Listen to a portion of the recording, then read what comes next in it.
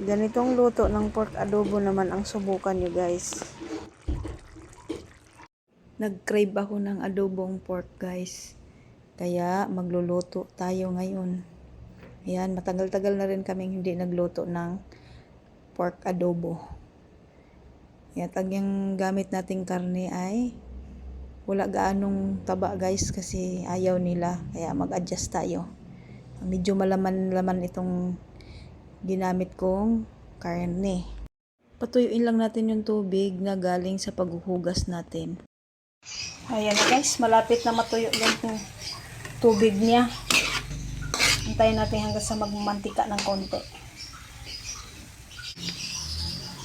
Masarap sana nito yung may taba talaga.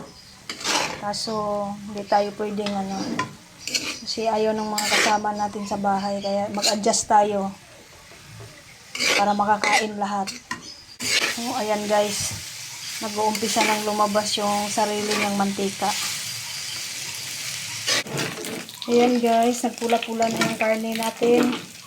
Ayan, pwede na natin igisa yung ating mga sangkap. Ayan, dito lang natin sa gitna ilagay yung ating mga sangkap. Huwag na natin tanggalin yung karne. Ayan guys, sunod-sunod na natin ito. Ating sibuyas at ang ating luya. Paghaluin na natin.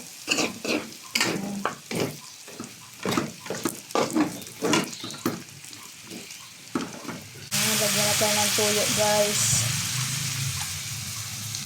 At ang ating Sprite. Mas paminta.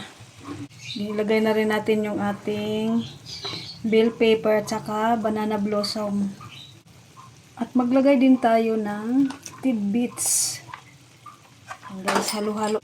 Halo-halo na yan sila dyan.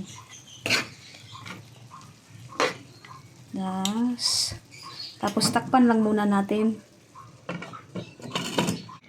At maglagay din ako ng black beans guys.